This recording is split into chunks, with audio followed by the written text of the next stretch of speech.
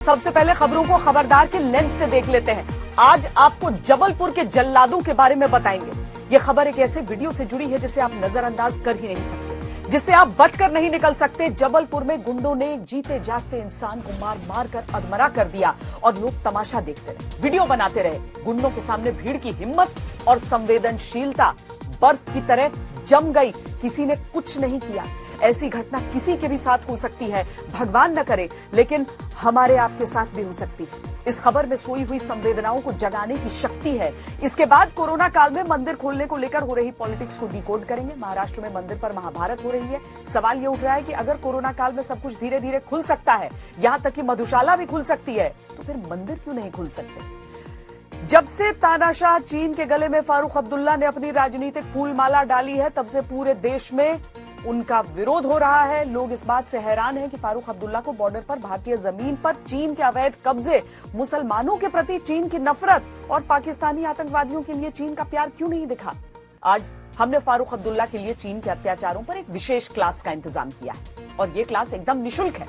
आपको ये भी बताएंगे कि जब 15 सदस्यों वाली सीबीआई की टीम हाथरस पहुंची तो वहां क्या हुआ। और एक बड़ी खबर यह भी है कि भारतीय अर्थव्यवस्था को लेकर आईएमएफ के ताजा अनुमान आ गए हैं। आईएमएफ ने कहा है कि कोरोना की वजह से भारत की अर्थव्यवस्था 10.3% सिकुड़ गई है। ये पहले के अनुमान से ज्यादा बड़ा झटका है। हालांकि आईएमएफ ने यह भी कहा है कि 2021 से 22 में भारत 8.8% की विकास दर के साथ दोबारा सबसे तेज बढ़ती हुई अर्थव्यवस्था बन सकता है। कोरोना की वजह से जो नुकसान हुआ है उसकी रिकवरी 2020 में तो नहीं होगी, लेकिन 2021 बेहतर नतीजे दे सकता है।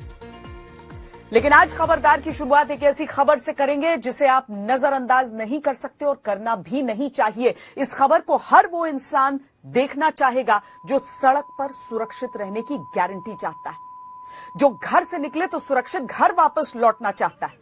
यह खबर जबलपुर की है, जहां 4 गुंडों ने सरेआम एक व्यक्ति की इतनी बेरहमी से पिटाई की कि वो बेहोश हो गया। उसकी हालत मरणासन्न हो गई। इसके बाद वो गुंडे अधमरे इंसान को बाइक पर टांग कर ले गए। सबसे ज्यादा चौंकाने वाली बात तो ये थी कि आम लोग इस वारदात पर तमाशा देखते रहे, इसका वीडियो बनाते रहे ताकि इसे एक चटपटी खबर की तरह सोशल मीडिया पर पोस्ट किया जा सके। लेकिन पिटते हुए इंसान की मदद के लिए कोई आगे नहीं बढ़ा। गुंडों के सामने भीड़ की हिम्मत और संवेदनशीलता जम गई। किसी ने कुछ नहीं किया। ये याद रखना चाहिए कि ऐसी घटना किसी के भी साथ हो सकती है। सवाल उठता है कि क्या हम हिंसा के खिलाफ चुप रहकर उस गुनाह में शामिल नहीं हो जाते हैं? हर दूसरे दिन ऐसी वारदात दिखती है और फिर भीड़ की तरह गुम हो जाती है। इस मामले में अगर भीड़ ने थोड़ी सी हिम्मत दिखाई होती तो जबलपुर में गुंडों ने जो किया वो नहीं कर पाते।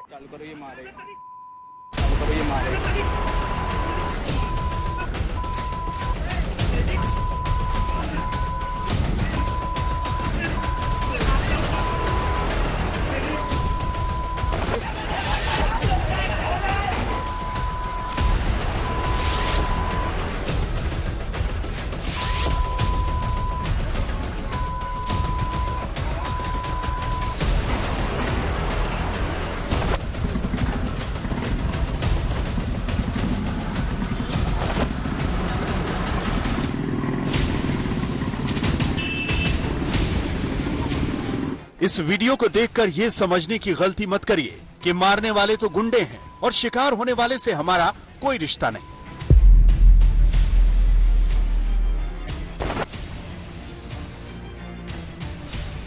इस खौफनाक वारदात को सिर्फ खबर की तरह भी मत देखिए, क्योंकि ये वीडियो ऐसा है जिससे आप बचकर नहीं निकल सकते। ये ऐसी वारदात है जो कभी भी किसी के भी साथ कहीं भी हो सकती है।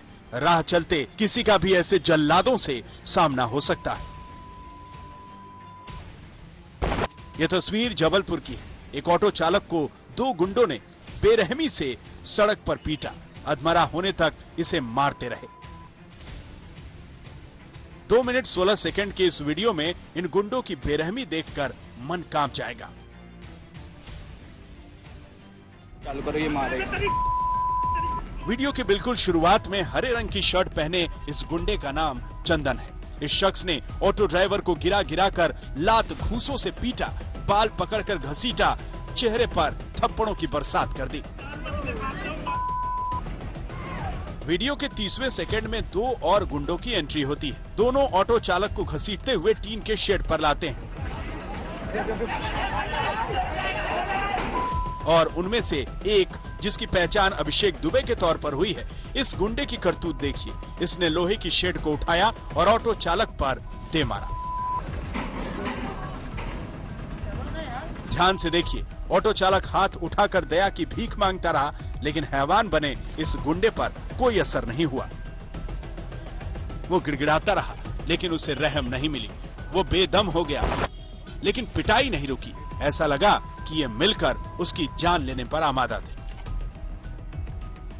मारपीट के 70वें सेकंड के बाद ये गुंडा ऑटो ड्राइवर को बालों से पकड़कर जानवर की तरह घसीटता है और टीन शेड पर पटक देता है।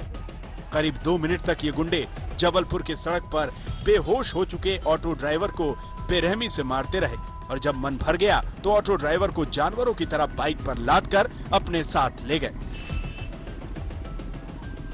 और फिर मेरे को टांग के ले गए जानवरों जैसे, और फिर आगे ले जाके रास्ते भर तो मारते गए, घसीटते ले गए पैर से, और फिर आगे ले जाके साइड पर रोका, वहाँ भी मारा, फिर वहाँ से ले जाके थाने में ले जाके फेंक दिए मुझे।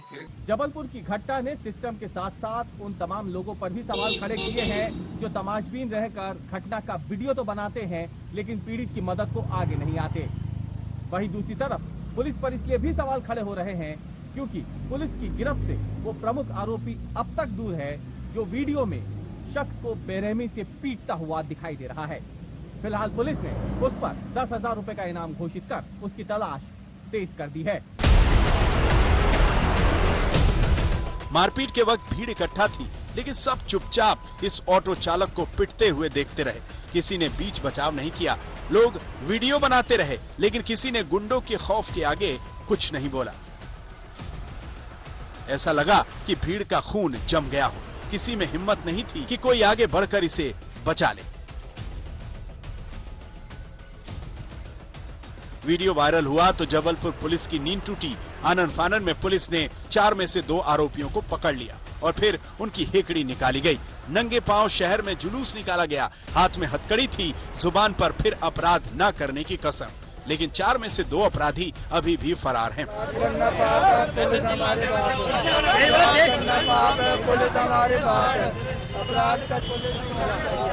और हमारी टीम लगातार सक्रिय है। कल से जैसे ही एफआईआर हुई है तब से ही सक्रिय है। हमें अहम सुराग भी मिले हैं और हमें आशा है कि हम जल्दी उनको भी गिरफ्तार करेंगे। मुख्य आरोपी की क्या इसमें एक इम्पॉर्टेंट चीज़ ये है कि दोनों के ऊपर पुलिस अधीक्षक महोदय द्वारा 10-10 हज़ार का इनाम भी घोषित किया गया है। जो भी उसके संबंध में सूचना देगा उन्हें इनाम दिया जाएगा। जी, दोनों ही आदतन अपराधी हैं, चंदन सिंह और गुड़ी। चंदन पर लगभग 17 अपराध पंजीबद्ध हैं और गुड़ी पर लगभग 13 अपराध। कल ही केस रजिस्टर्ड हो गया था, 2 लोग गिरफ्तार हो गए। ये मध्य प्रदेश है, यहाँ कानून का राज है। न तो तालिबानी संस्कृति चलेगी, न पठानी ब्याज चलेगा। यहाँ कानून का राज चलेगा।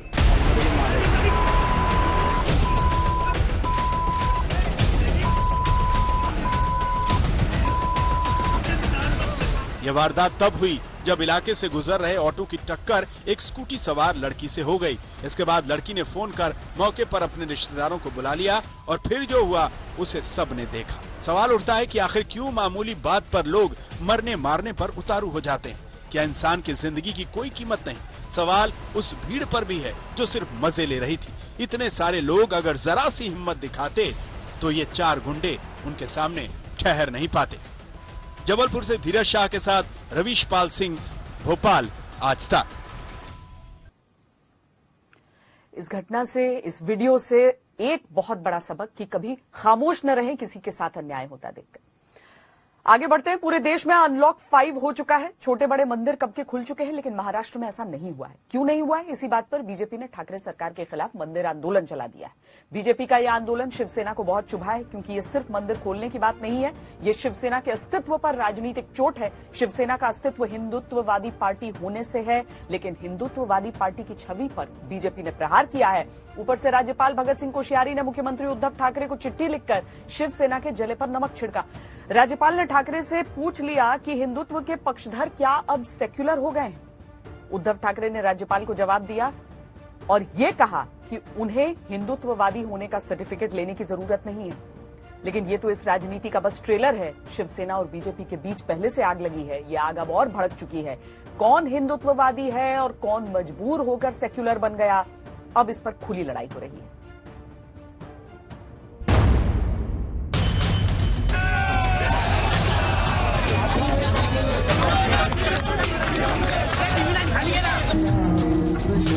क्या माननीय मुख्यमंत्री जी का यही हिंदुत्व है? हिंदुत्व का प्रमाण पत्र और पाठ राज्यपाल महोदय से लेने का समय आ चुका है। ये महाराष्ट्र सरकार द्वारा बहुत ही घृणित कार्य है। जब मर्जी आए तब सेक्युलर का चोला ओढ़ लो और जब मर्जी आए तब हिंदुत्व की बात जुबान पर लाओ। गिरगिट की तरह रंग बदलना समस्त हिंदू समाज भली भांति जानता है।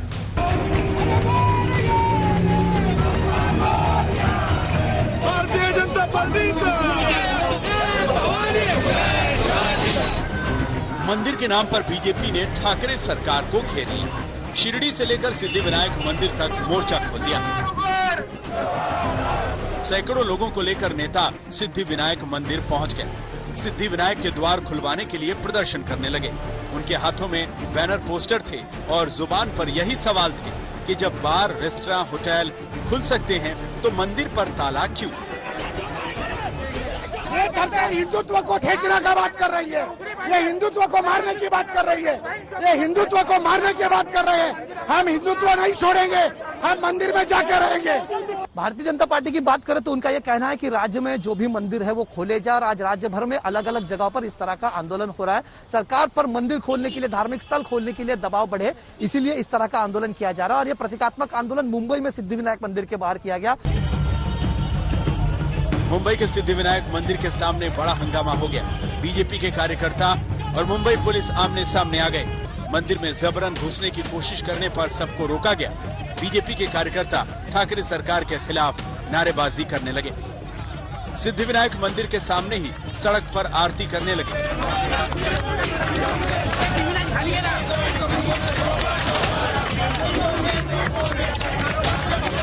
हंगामा करने वालों को पुलिस ने हिरासत में लिया। इन सबको मुंबई पुलिस वैन में भरकर ले गई। लेकिन सिर्फ मुंबई ही नहीं, महाराष्ट्र के कई जगहों पर बीजेपी ने मंदिर फिर से खोलने को बड़ा मुद्दा बना लिया। शिरडी में 7 महीने से बंद मंदिर के लिए अनशन हो रहा है। केंद्र सरकार की गाइडलाइंस के जरिए पूरे देश भर की मंदिरें खुल गई है, लेकिन महाराष्ट्र की उद्धव सरकार धर्म विरोधी एजेंडा इस महाराष्ट्र में चला रही है, मंदिर विरोधी एजेंडा इस महाराष्ट्र में चला रही है। हम राज्य सरकार को मांग करते हैं कि महाराष्ट्र में मंदिर तुरंत खोले और भाविक भक्तों को भगवान के दर्शन कराएं। लेकिन मंदिर के नाम पर ये राजनीति का ट्रेलर है। मंदिर खोलने पर लड़ाई सीधे हिंदुत्व पर आ गई। ठाकरे और बीजेपी की लड़ाई में राज्यपाल कूद पड़े। राज्यपाल ने मुख्यमंत्री उद्धव ठाकरे को लिखी चिट्ठी, जिसमें मुख्यमंत्री के लिए बहुत तीखी बातें की गई। उद्धव ठाकरे ने राज्यपाल को तीखा जवाब भी दिया। राज्यपाल ने मुख्यमंत्री ठाकरे से पूछा कि वो तो हिंदुत्व के पक्षधर रहे हैं, फिर 4 महीने बाद भी राज्य में पूजा स्थल क्यों नहीं खोले जा सकते? मुख्यमंत्री ठाकरे ने इसके जवाब में लिखा, उन्हें हिंदुत्ववादी कहा गया वो तो सही है, लेकिन उन्हें राज्यपाल से हिंदुत्व के सर्टिफिकेट की जरूरत नहीं। राज्यपाल ने सीएम ठाकरे को लिखा कि पूजा स्थल न खोलने के फैसले पर क्या सीएम को कोई दिव्य आदेश मिला या वो अचानक सेक्युलर हो गए? सीएम ठाकरे ने राज्यपाल को जवाब दिया कि धार्मिक स्थलों को नहीं खोला तो सेक्युलर, और अगर खोल दिया तो हिंदुत्ववादी। क्या यही आपकी सोच है? उद्धव ठाकरे ने राज्यपाल को सीधा जवाब दिया, क्योंकि राज्यपाल ने उद्धव ठाकरे को हिंदुत्व की याद दिलाई, अयोध्या और पंढरपुर के दौरे की याद दिलाई। उद्धव ठाकरे के लिए यह बात चुभने वाली थी। ऊपर से मुख्यमंत्री के नाम राज्यपाल की ऐसी चिट्ठी। सवाल ये भी कि क्या राज्यपाल का इस तरह बातें करना सही है? मंदिर को लेकर विवाद तो शुरू है। माननीय राज्यपाल महोदय ने जो बात कही है पत्र के द्वारा, वो धर्मनिरपेक्ष जो है आपका मूलभूत तत्व है आपके राज्य घटना का, उसके खिलाफ है। ये ठीक नहीं हमें लगता। हमें ये लगता है कि अभी उन्होंने जो बात कही है, उन्होंने जो खत लिखा है माननीय मुख्यमंत्री महोदय को, क्या उनकी ये भाषा माननीय राष्ट्रपति महोदय को मान्य है, ऐसा सवाल हमारा है। आज समय आ चुका है कि उद्धव ठाकरे जी आपको हिंदुत्व का प्रमाण पत्र और पाठ राज्यपाल महोदय से लेने का समय आ चुका है। आप इस बात को नकार नहीं सकते हो कि हिंदू हृदय सम्राट बाला साहेब ठाकरे जी के विचारों से आपने प्रताड़ना कब की कर चुके हो।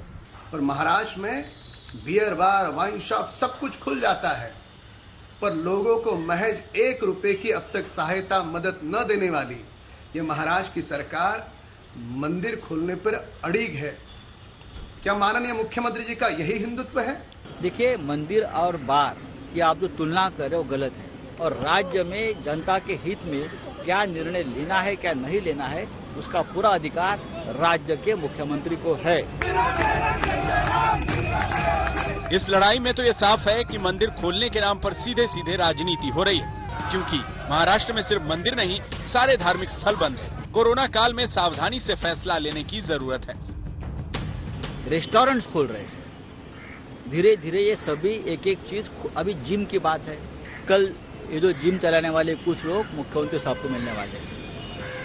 मंदिर के बारे में बहुत से डेलीगेशन मुख्यमंत्री साहब को मिल रहे हैं। एक बड़ा सवाल यह है कि जब बार, होटल, रेस्तरां खुल सकते हैं तो मंदिर क्यों नहीं? जब दूसरे राज्यों में सावधानी बरतकर मंदिर खोले जा रहे हैं तो महाराष्ट्र में क्यों नहीं? ये सवाल अपनी जगह, लेकिन ये फैक्ट भी अपनी जगह है कि दूसरे राज्यों और महाराष्ट्र में एक बड़ा अंतर है। महाराष्ट्र में कोरोना के केस देश में सबसे ज्यादा आ रहे हैं, इसीलिए यहाँ सावधानी की भी ज्यादा जरूरत है। मुंबई से कमलेश सुतार के साथ आज तक ब्यूरो। इस समय की बड़ी खबर आपको दे देते हैं। महबूबा मुफ्ती, जो कि उन नेताओं में से एक थी जो धारा 370 हटने के बाद से अभी भी नजरबंद थे, उन्हें रिहा कर दिया गया है। महबूबा मुफ्ती पीडीपी की अध्यक्ष, उनकी रिहाई कर दी गई है। अब से बस कुछ देर पहले यह खबर हमारे सामने आई है। साल भर से अधिक का समय हो चुका था। 5 अगस्त ठीक उसी दिन से वो नजरबंद थी और आज आखिरकार शुजाउल हक श्रीनगर से हमारे साथ जुड़ रहे हैं। शुजा, आज आखिरकार उन्हें रिहा कर दिया गया है। जी बिल्कुल, अभी ये सूचना मिली है कि जम्मू कश्मीर सरकार ने इस चीज का फैसला लिया है कि महबूबा मुफ्ती, जो कि पीडीपी की सदर है, उनको रिहा कर दिया जाए। मैं आपको बता दूं कि पीडीपी की सदर महबूबा मुफ्ती एक उन नेताओं में, बड़े नेताओं में अब थी जिनको अभी तक नजरबंद कर रखा था।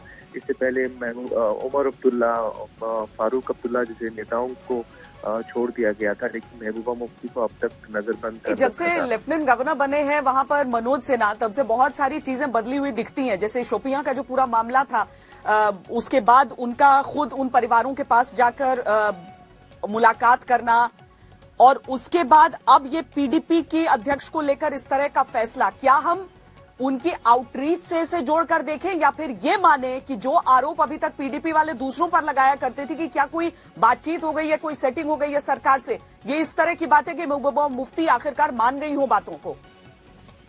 जी देखिए, दोनों तरफ की जो बातें हैं वो तो होंगी ही, लेकिन कुछ चीजें साफ हैं कि जिस तरीके से पिछले 1-2 महीने से, खासकर जब से जो नए लेफ्टिनेंट गवर्नर जम्मू कश्मीर में नियुक्त किए गए हैं, उनके आने के बाद यही संकेत मिल रहे थे कि कहीं ना कहीं कोशिश ये की जाएगी जो पॉलिटिकल प्रोसेस है, जो पिछले 1 साल से ज्यादा समय से ठप पड़ा हुआ था, उसको कहीं ना कहीं कोशिश की जाएगी कि फिर से एक चालू किया जाए। तो कई सारे लोग इसको उसी डायरेक्शन में एक कदम होते हुए देखेंगे कि पीडीपी की अध्यक्ष को भी अब छोड़ दिया गया है। सवाल यही रहेगा, चलिए आने वाले कुछ दिनों में सब सामने हो जाएगा। शुजाउल हक श्रीनगर से ये जानकारी दे रहे हैं कि पीडीपी के अध्यक्ष महबूबा मुफ्ती को आखिरकार रिहा कर दिया गया है। 5 अगस्त पिछले साल से, यानी कि जब धारा 370 को हटाया गया जम्मू कश्मीर से, जब परिवर्तित किया गया स्वरूप को, जम्मू कश्मीर एक यूनियन टेरिटरी और लद्दाख दूसरा यूनियन टेरिटरी बनकर तैयार हुआ, उस समय से नजरबंद थी, उस समय से देश के सामने नहीं आ पाई थी। उनकी बेटी सामने आती थी, वो उनकी बातों को सामने रखती थी, ट्विटर हैंडल को ऑपरेट करती थी, लेकिन अब आखिरकार महबूबा मुफ्ती बाहर है, नजरबंद नहीं है, रिहा की जा चुकी है। देखना है आगे क्या होगा। बहरहाल आज सबसे ज्यादा विवाद महाराष्ट्र के राज्यपाल की चिट्ठी पर हुआ है। इस पर बड़ी बहस हुई कि राज्यपाल को ऐसी चिट्ठी और मुख्यमंत्री को ऐसी बातें लिखनी चाहिए या नहीं चाहिए। महाराष्ट्र में गठबंधन के कर्ता धर्ता शरद पवार ने आज प्रधानमंत्री नरेंद्र मोदी से महाराष्ट्र के राज्यपाल की शिकायत की। उन्होंने पीएम को चिट्ठी लिखी। राज्यपाल भगत सिंह कोश्यारी की भाषा पर सवाल उठाए। राज्यपाल कोश्यारी ने उद्धव ठाकरे के हिंदुत्व पर सवाल उठाए थे। उन्हें सेक्युलर बन जाने का ताना दिया था। शरद पवार ने कहा कि सेक्युलर शब्द हमारे संविधान में है, राज्यपाल की भाषा ठीक नहीं है। पवार ने कहा कि इस पर पीएम ने जरूर गौर किया होगा। केंद्र सरकार ने मंदिरों को खोलने का निर्णय जून में ही ले लिया था, लेकिन भक्ति के लिए नियमों की सख्ती जरूरी थी। इसीलिए मंदिरों के लिए कोरोना काल के नियम भी लागू किए थे। इसमें कहा गया था कि भीड़ भाड़ न हो, यह सुनिश्चित करना होगा। फेस कवर या मास्क पहनकर ही प्रवेश करें। सैनिटाइजर, थर्मल स्क्रीनिंग अनिवार्य है। भीड़ प्रबंधन हो, सोशल डिस्टेंसिंग का पालन हो। कतार में पर्याप्त दूरी रखने के निशान बने। अलग अलग प्रवेश द्वार, अलग निकास द्वार रहे। मंदिर में मूर्ति छूने की इजाजत नहीं हो। प्रसाद बांटने या जल के छिड़काव की इजाजत नहीं। इन्हीं नियमों का पालन करके देश के बड़े बड़े मंदिर खुले और वहां पर भक्त दर्शन के लिए आ रहे हैं। इसीलिए सवाल यह है कि महाराष्ट्र में भी इन्हीं नियमों का पालन करके मंदिरों को क्यों नहीं खोला जा सकता। हमने आज देश भर के बड़े मंदिरों तक जाकर ग्राउंड रिपोर्टिंग की है। वहां पर कैसे नियमों का पालन करके दर्शन किए जा रहे हैं, ये हम आपको दिखाते हैं। ये ग्राउंड रिपोर्ट महाराष्ट्र सरकार के लिए भी जरूरी है, ताकि वो इन तस्वीरों को देखें और विचार करें कि महाराष्ट्र में ऐसा क्यों नहीं किया जा सकता।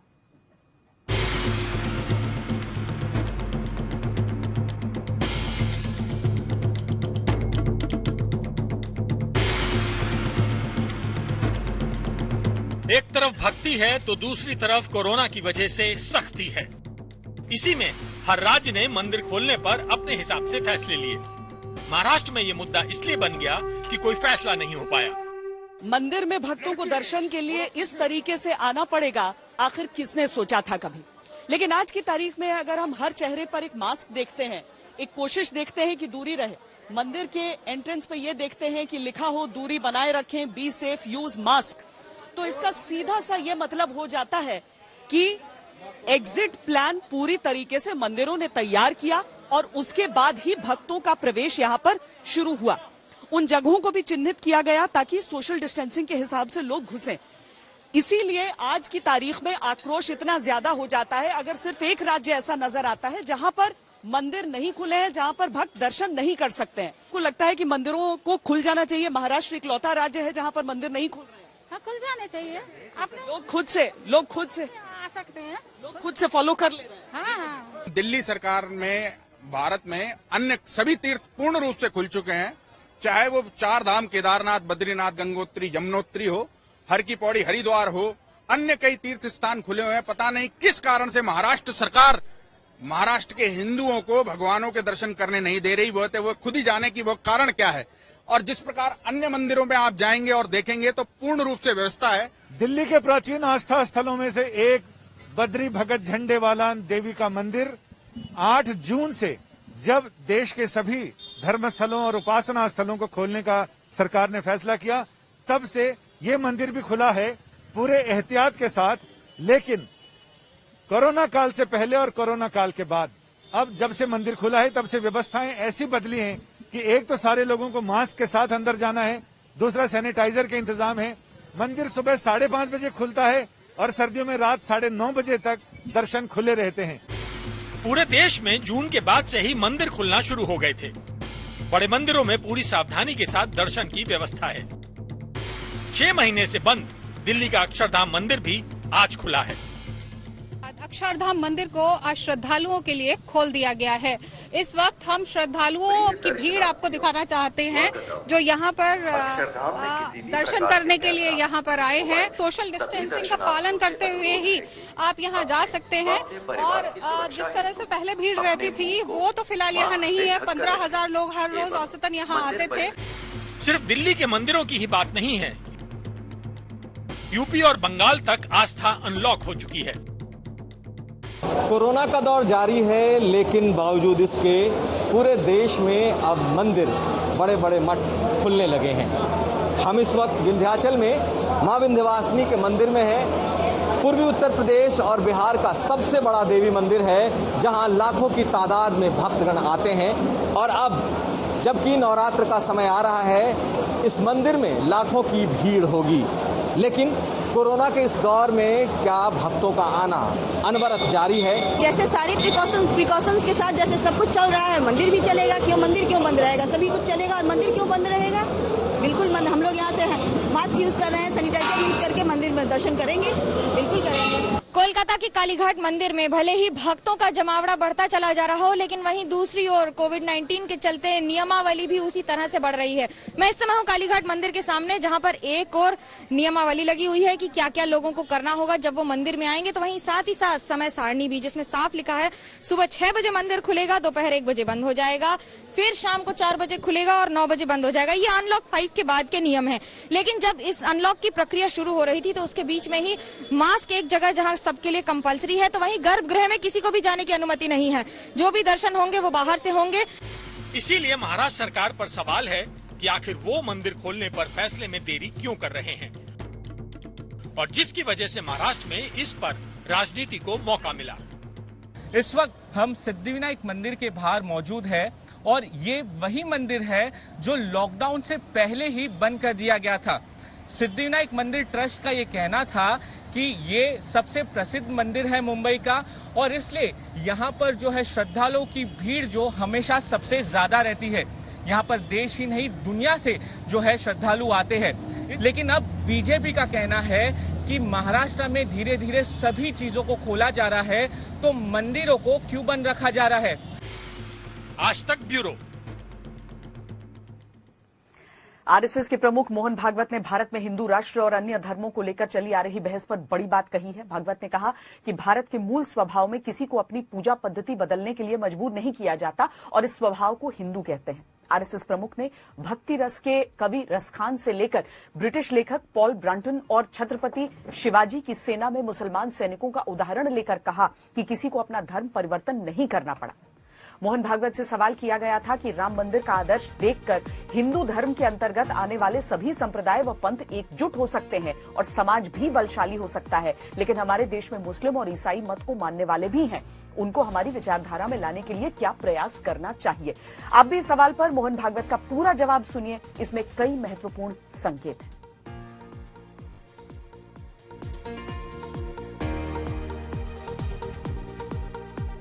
लाना क्या है, इससे अलग जाना नहीं है, इतना ही करना पड़ेगा।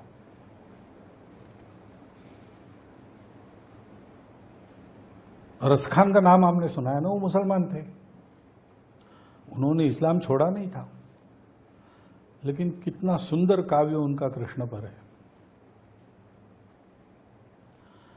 शेख मोहम्मद थे, विट्ठल के भक्त थे, और ये कोई पुरानी बात नहीं। हमारे यहाँ रामकृष्ण परमहंस ने इस्लाम ईसाइयत सहित सभी संप्रदायों को उपासना प्रत्यक्ष करके कहा कि सब लोग एक ही जगह पहुंचते हैं, जतो मत ततो पथ। रमन महर्षि ने पॉल ब्रंटन को जब उसने कहा कि मुझे लगता मैं हिंदू बन जाऊं, तो कहा नहीं, तुम ईसाई जन्मे हो, तुम अच्छे ईसाई बनो तो तुमको भी वही फल मिलेगा जो एक हिंदू को अच्छा हिंदू बनने का होता है। हिंदू इसको रिलीजन के अर्थ में उन्होंने उपयोग किया, वास्तव में वो है नहीं, लेकिन पॉल ब्रंटन को समझना था तो यही कहना था। तो ये हमारे यहां सदा हुआ है। समय समय पर कट्टरपंथी लोग इनको अलग ले जाने का प्रयास करते हैं। उस प्रयास को शिवाजी महाराज ने रोका तो उनके नौसेना में मुसलमान भी थे, सिद्धी भी थे। राणा प्रताप की सेना में अकबर के खिलाफ जब लड़े हल्दी घाटी तो थे ना मुसलमान, बहुत सारे लोग थे। और हाँ, इतिहास के हर मोड़ पर सब लोग साथ खड़े। जब यह होता है कि भारत भक्ति जागती है, भारत के संस्कृति की भक्ति जागती है, भारत के पूर्वज परंपरा का गौरव जागता है, तब ये सारे भेद तिरोहित हो जाते हैं, लोग इकट्ठा आते हैं। ये जिनके स्वार्थ पर आघात करता है वो लोग बार बार अलगाव और कट्टरता फैलाने का प्रयास करते हैं। वास्तव में हमारा एकमात्र देश है कि जहां पर सबके सब बहुत दिनों से साथ रह रहे। सबसे अधिक सुखी किस देश के मुसलमान हैं? भारत के मुसलमान। दुनिया में कोई देश है कि जहां उस देश के वासियों की सत्ता में दूसरा संप्रदाय रहा जो उस देश का नहीं है और वो अभी तक चल रहा है? ऐसा कोई नहीं। हमारा है मुसलमान इस्लाम के आक्रमण के थोड़ा पहले कुछ आए, आक्रमण के साथ जोर से आए, बहुत सारा खून खराबा और लड़ाई का इतिहास, वैर का इतिहास है, फिर भी हमारे यहाँ मुसलमान है, हमारे यहाँ ईसाई है, तो उनका क्या बुरा हो रहा है? उनको तो अधिकार मिलते, संविधान था, पाकिस्तान ने नहीं दिए। हिंदुस्तान उस समय जो वातावरण था उसमें हिंदुस्तान कहता कि देखो भाई मुसलमानों के लिए पाकिस्तान बना है, अब यहाँ हिंदू का चलेगा और किसी का नहीं चलेगा। लेकिन हमारे संविधान ने ऐसा नहीं किया। हमारे संविधान में सब लोग थे। डॉक्टर बाबा साहब अम्बेडकर जो मानते थे कि ये पॉपुलेशन ट्रांसफर होना चाहिए, उन्होंने भी यहां मुसलमान रहेंगे तो उनको ट्रांसफर करना पड़े ऐसा संविधान नहीं बनाया, उनके लिए कुछ जगह बनाई। यह हमारे देश का स्वभाव है। इस स्वभाव को हिंदू कहते हैं। पूजा हम किसकी करते हैं इसका और हिंदू का वैसे संबंध नहीं है। धर्म जो है वो जोड़ने वाला, ऊपर उठाने वाला, समाज की धारणा करने वाला, भौतिक और आध्यात्मिक दोनों प्रकार के सुख जिसका आचरण करने से मिल सकते हैं, ऐसा है। अर्थ और काम इसका नियमन करके पूरे समाज को ठीक चलाने वाला वो है। तो पूजा आपकी कोई भी हो, राष्ट्रीयता तो पूजा से संबंधित नहीं है। जब पहले पहले पाकिस्तान की बात चली थी तो उस समय मदनी साहब थे जमायत इस्लामी के चीफ। उनकी पुस्तक है, उसमें उन्होंने लिखा है कि ये कौम का और रिलीजन का कोई संबंध नहीं। जो लोग कह रहे कि हम मुसलमान हैं इसलिए हिंदुस्तान के नहीं है, वो गलत है। तो बीच बीच में कट्टरता फैलती है तो उसके हवा में भटकना नहीं, इतना करना पड़ेगा। और उसके लिए हम राष्ट्र है, एक राष्ट्र है, उस समय से चलते आए हुए राष्ट्र है, हम हिंदू राष्ट्र है। कुछ बदलना नहीं पड़ता, बुराइयां छोड़नी पड़ती, संकुचितता छोड़नी पड़ती। तो ये संभव है और इसको मानने वाले हमको तो मिलते हैं, मुसलमान और ईसाई भी। अच्छे अच्छे मुसलमान ईसाई मिलते हैं, पढ़े लिखे मिलते हैं, उच्च पदस्थ मिलते हैं, प्रभावी मिलते हैं। बात हाथरस कांड की, जहां देश की सबसे बड़ी जांच एजेंसी यानी सीबीआई ने अपनी जांच शुरू कर दी है। आज पहली दफा सीबीआई हाथरस के बुलगढ़ी गांव पहुंची। सीबीआई ने क्राइम सीन से लेकर अंतिम संस्कार की जगह तक जांच किया, सबूत जुटाए और जाते जाते सीबीआई पीड़िता के भाई को अपने साथ ले गई। घर पर पूछताछ के बाद उससे अलग से भी पूछताछ की गई।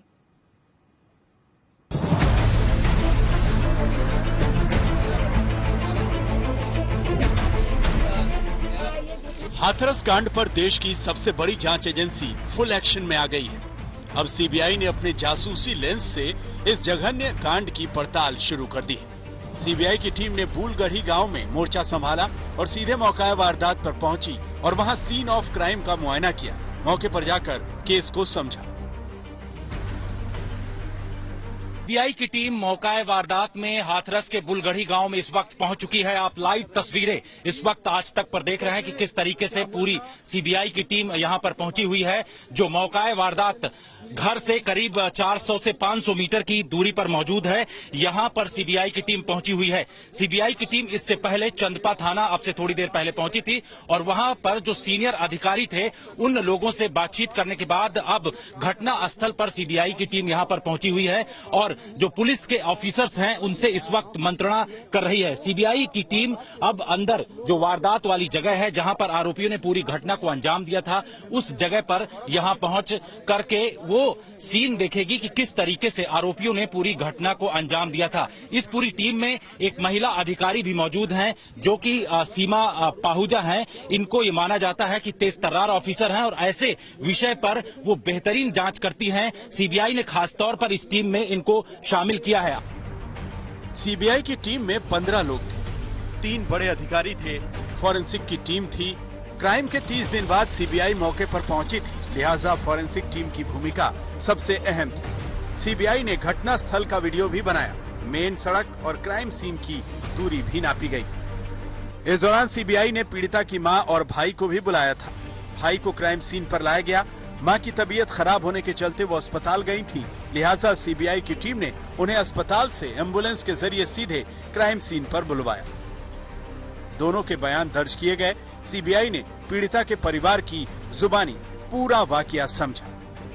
पीड़िता के परिवार के 2 सदस्य इस वक्त क्राइम सीन पर मौजूद हैं। पीड़िता की मां अब से थोड़ी देर पहले इस एम्बुलेंस के जरिए, उनकी तबीयत खराब हुई थी, उनको यहां से हॉस्पिटल ले जाया गया। उसके बाद जब ये वापस लौट रही थी तो क्राइम सीन पर उनको रोका गया है। क्राइम सीन पर पीड़िता के भाई भी मौजूद हैं। मैं आपको बता दूं कि आज तक को जो सूत्रों के हवाले से जानकारी मिली है उसके मुताबिक पीड़िता के भाई और मां से तमाम जानकारियां ली जा रही हैं कि 14 सितंबर को जिस दिन घटना हुई थी, जिस दिन वारदात को आरोपियों ने अंजाम दिया था, उस दिन आप लोग कहां पर मौजूद थी। भाई जो हैं उनसे काफी देर से जानकारी। में आज के लिए इतना ही। देश और दुनिया की बाकी खबरों के लिए आप देखते रहिए आज तक।